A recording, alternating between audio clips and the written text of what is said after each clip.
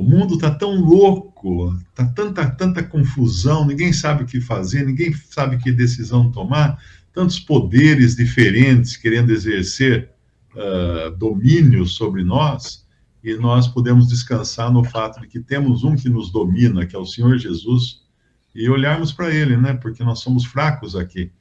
Nós não temos todas as informações, nós não sabemos como tomar decisões, e nós precisamos depender dele, porque ele é o nosso porto seguro. E vamos ver hoje um pouco desse homem que foi de noite ter com Jesus, de medo dos judeus. Uma coisa que não diz é por que ele foi. Nicodemos, para começar, Nicodemos era um dos principais, um príncipe dos judeus. Isso significa um dos principais. Ele era um homem nobre, ele era um homem que participava do governo dos judeus. Ele era, acho que equivalente àquele outro, José de Arimateia também, que era um senador. Então era um homem importante dentro da política e da religião. Nós devemos lembrar que em Israel era um sistema teocrático, era uma teocracia, não era uma democracia, não era um socialismo, não era nada, era uma teocracia, ou seja, eles estavam sendo governados por Deus, ou pelo menos se consideravam assim. E sendo uma teocracia, eles tinham o rei, antes até de terem um rei, antes de Deus dar Davi para Israel, lá atrás, no Antigo Testamento, eles tinham Samuel, um profeta, eles eram governados por profetas, por homens que Deus levantava para indicar a direção para eles. Mas eles quiseram ter um rei como todas as nações, e aí o Senhor avisou, vocês vão ter um rei, mas o rei vai ser assim, assim, assim, vai pegar o melhor de vocês, vai ficar com as melhores coisas, com as suas filhas, com tudo mais. O Senhor avisou, através do profeta Samuel. Mesmo assim, não, mas nós queremos também, porque as nações têm, nós queremos ser iguais às nações. Então aí Deus deu um rei conforme o coração do povo, e qual é o rei conforme o coração do povo? É o mais bonito, o mais alto, o mais forte, mas não necessariamente o melhor. E aí entra Saul na história, lá atrás, no Antigo Testamento, e logo Saul está trocando os pés pelas mãos, e acaba perdendo a sua posição, embora Davi, que seria o eleito de Deus, que Deus escolhe Davi para reinar, em momento algum Davi vai usurpar a posição de Saul, pelo contrário, ele vai respeitar Saul até o final, apesar de Saul estar tentando matá-lo. A partir de um certo ponto, Saul tem inveja de Davi, considera Davi um inimigo, e Davi então precisa fugir de Saul. E fugindo de Saul, ele acaba indo parar no reino de um dos inimigos de Israel, e para não ser morto, ele tem que se fingir de louco. E ficava babando, como se fosse um louco, para que eles não o matassem. Mas depois Saul é morto numa batalha, e aí Davi então pode exercer o seu reino, o seu reinado livremente. Agora, Davi era aquele que a gente lembra quando foi o profeta Samuel, foi na casa do pai de Davi. O pai de Davi trouxe os filhos, um a um, tal, para ver se era aquele o escolhido, e não era nenhum deles. Aí no fim, mas não tem nenhum, tem um lá, né? Tá com as ovelhas lá. Era esse o escolhido. Então, aquele que Deus escolhe não é o que o homem escolhe, para deixar muito claro isso. Então, aqui nós temos uma teocracia onde havia um rei, aqui entre os judeus. Aqui já é um tempo de ruína entre os judeus, porque 10 tribos foram levadas para o cativeiro, sobraram 2 tribos em Jerusalém, que são Judá e Benjamim, que são os chamados de judeus. E aqui, então, tinha um governo, não é? Eles estavam, mesmo que eles tivessem o governo romano acima deles, que os romanos eram invasores da terra, e assim era o método romano de invadir a terra, eles não eliminavam o rei da terra. Eles simplesmente colocavam lá um rei fantoche, sob as ordens de Roma, mas eles podiam ter o seu próprio governo, com suas próprias leis e tudo mais. E aqui entra esse Nicodemos, que fazia parte desse governo que era um governo de uma sociedade teocrática, porque eles, ao mesmo tempo que tinham esses homens servindo de senadores e governantes, eles tinham também profetas. No caso aqui, nós encontramos no Novo Testamento o que a gente poderia chamar de último profeta de Israel, que é João Batista. E o único problema é que geralmente os profetas puxavam a orelha dos reis e os reis acabavam mandando matar os profetas. Agora nós vamos entrar em cena Nicodemos, então, que era um dos principais dos judeus, e aqui diz que ele foi ter de noite com Jesus. Nós podemos deduzir que ele tenha ido ter de noite com Jesus de medo dos seus companheiros, dos seus parceiros no governo. Porque como é que alguém pode acreditar nesse homem que está andando por aí, que todo mundo está seguindo e tal, né? Essa plebe. Mais à frente vai ter um versículo quando Nicodemos tenta defender o Senhor Jesus, dizendo que não se pode condenar um homem sem antes julgá-lo, e os outros fariseus, os que estavam ali, zombam dele, né? Zombam dele, porque ele estava tomando uma posição ali, naquele momento, a favor de Jesus. Mas aqui ainda ele não tinha tido esse encontro com o Senhor Jesus. Ele vai à noite, só que não diz por que ele foi ter com Jesus.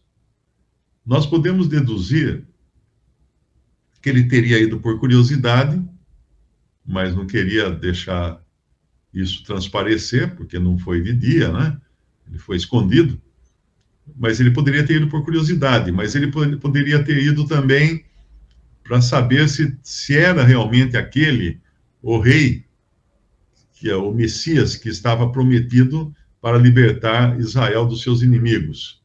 Porque quando os reis do Oriente, a gente chama de reis magos, que não eram 3, provavelmente, o número não fala quantos eram ali, eles levaram 3 presentes, mas um deles podia ter levado 2, ou então 3 deles podiam ter levado um presente e um não ter levado nenhum, ou ter levado um presente igual ao do outro, não diz. Então, a ideia de que eram 3 reis magos não é exatamente correta.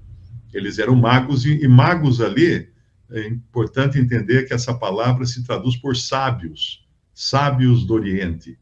E eles, os sábios naquela época, eram os cientistas, os astrólogos, porque astrologia e astronomia andavam juntas naquela época. Não eram. Hoje você tem astrologia uma coisa, né? Astronomia outra. Mas ali era tudo a mesma coisa, era o estudo das estrelas. E eles, por revelação, foram até Jerusalém em busca do rei que havia nascido. E todo Israel ficou preocupado, inclusive Herodes, né? Quando ouviu isso, ficou preocupado.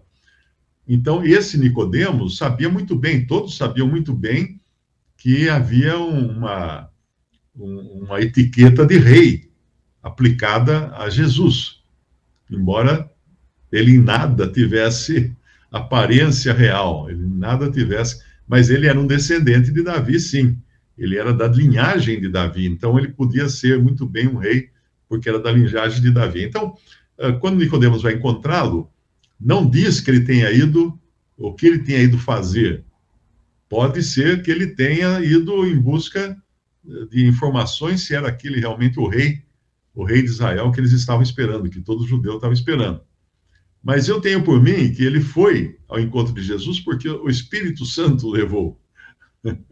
Porque ninguém vai a Cristo de vontade própria. Isso é importante entender.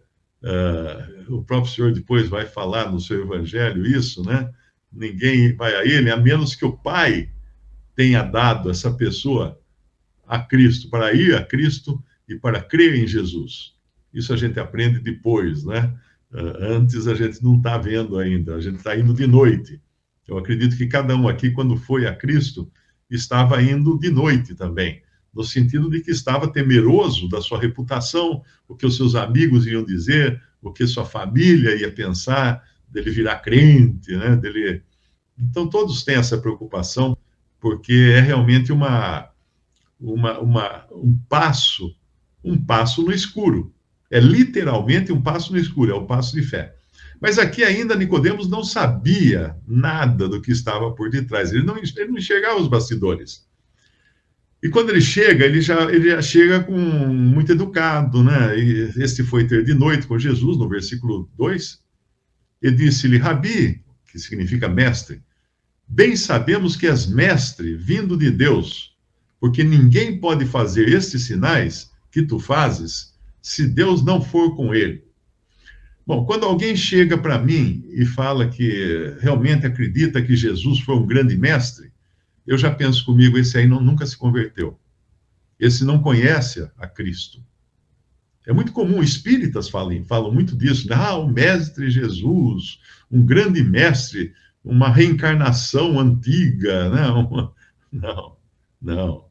Você não conhece a Cristo, você não conhece Jesus, enquanto você não admitir que Ele é Deus, que Ele é o Filho de Deus vindo ao mundo encarnado, Deus e homem. Qualquer coisa menos que isso não presta. Você pode falar assim, Jesus é um grande mestre. Isso é que nem falar para o Einstein, né? O Einstein, que foi um grande físico, matemático, falar para o Einstein, o Einstein sabe fazer a tabuada do 2. É uma ofensa, não é um elogio. Assim, falar que Jesus é um mestre, é certo que ele era um mestre quando estava aqui, mas é pouco, não é o que realmente era a essência do que ele era e do que ele é. Então ele vai e faz essa introdução toda elaborada, toda educada. Rabi, sabemos que és mestre vindo de Deus, porque ninguém pode fazer esses sinais que tu fazes se Deus não for com ele. A primeira coisa que o Senhor vai mostrar para ele, que o Senhor Jesus vai mostrar para ele, é que ele está cego. Ele não está enxergando. Ele não está enxergando. Porque nós vamos ver duas frases de Jesus aqui, uma no versículo 3, que ele fala assim, não pode ver o reino de Deus. E outra no versículo 5, não pode entrar no reino de Deus. Então é preciso ver primeiro para entrar depois. Então, era preciso agora curar essa cegueira de Nicodemos, né? Que o Senhor vai ter que fazer isso através do Espírito Santo. Por isso que às vezes até choca a resposta que Jesus dá a ele, assim na lata, né? Parece que não tem nada a ver. Jesus respondeu e disse no versículo 3, na verdade, quando na Bíblia você encontra a repetição de alguma coisa, tipo, na verdade te digo, na verdade vos digo, isso é ênfase, é uma maneira de ser enfático, não é? Se a gente, vamos usar assim, um costume nosso de hoje, se isso fosse escrito, esta seria a parte grifada, em negrito, porque é a parte enfática da coisa. Na verdade, te digo, que aquele que não nascer de novo não pode ver o reino de Deus. Agora, Nicodemos está com aquele big ponto de interrogação na cabeça, né? O que é isso? E se Nicodemos fosse espanhol, estaria com um ponto de interrogação em pé e outro ponto de ponta-cabeça, porque espanhóis colocam um ponto de interrogação antes da frase, e um ponto antes da pergunta, e um ponto de interrogação depois da pergunta, o que faz até sentido, né? Porque ele está escrevendo uma coisa que ele está perguntando, e se você lê em português, você só sabe que ele perguntou quando termina de ler a frase, que tem ponto de interrogação. Em espanhol, você começa sabendo que ele vai perguntar agora. Então, aqui estava, mas eles falavam hebraico. Aqui o Evangelho foi escrito em grego, o Evangelho de João foi escrito em grego, o Evangelho de Mateus foi escrito em aramaico, e Lucas, João e Marcos em grego. Grego era o inglês da época, era o idioma da sabedoria, do conhecimento, que era usado nos negócios também, era o grego. Então, se não nascer de novo, aquele que não nascer de novo não pode ver o reino de Deus. Por quê?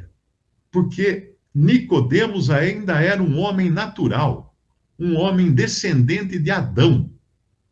E se você não nascer de novo, você também não pode ver o reino de Deus. Se você não nascer de novo, você também não pode entrar no reino de Deus. Agora, uma confusão que muita gente faz, inclusive ao pregar o evangelho, é achar que isso aqui é uma ordem. Olha, se você não nascer de novo, você tem que nascer de novo. Vamos lá, nasça de novo, hein? Nasça de novo. Nasça de novo já. Crê em Jesus agora para nascer de novo. Não é isso. Nascer de novo é algo tão fora da vontade humana quanto nascer a primeira vez. Eu pergunto, quando você nasceu, como foi que você fez? Você estava um dia assim, não existia ainda, fala assim, acho que eu vou nascer. Deve ser um negócio interessante nascer, né? Eu vou nascer. Não faz qualquer sentido. Outras pessoas tomaram a decisão para você nascer. Tanto é que ele vai falar mais à frente, no versículo, quando ele fala, ele vai explicar depois. Perdão, não é aqui, é no capítulo 1.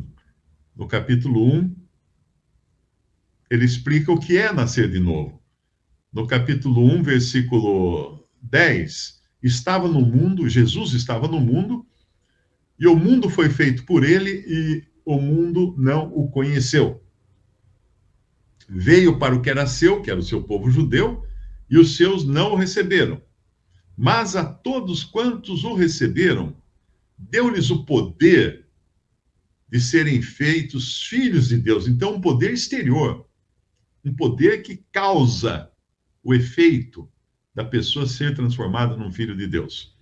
Deu-lhes o poder de serem feitos filhos de Deus, aos que creem no seu nome, os quais não nasceram do sangue, ou seja, não pela descendência de um ser humano, de um avô, de um pai, de uma mãe, de um avô, de uma avó, de um bisavô, não de sangue, não nasceram do sangue, nem da vontade da carne, ou seja, não é do ato sexual, nem da vontade do homem que tomou a decisão de ter um filho, por exemplo, de gerar um filho, mas nasceu de Deus.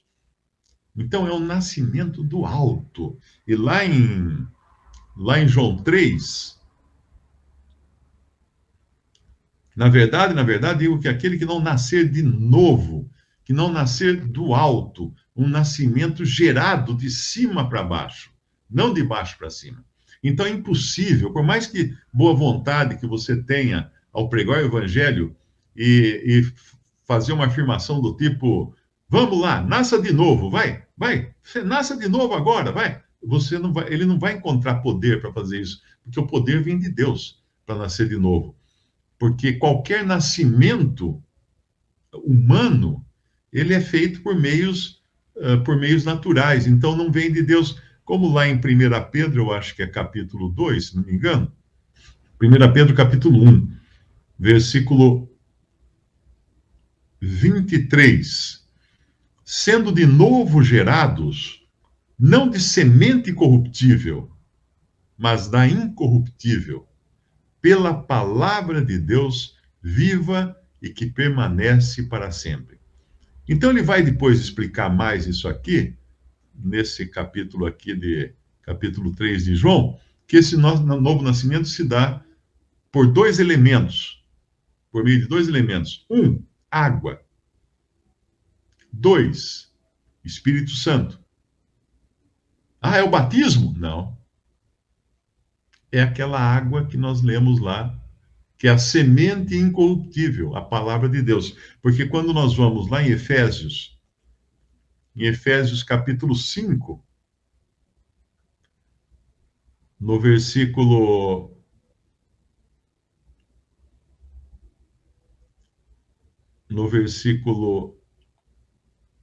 25, vós maridos, amai vossas mulheres, como também Cristo amou a igreja, e a si mesmo se entregou por ela, para a santificar, purificando-a com a lavagem da água pela palavra.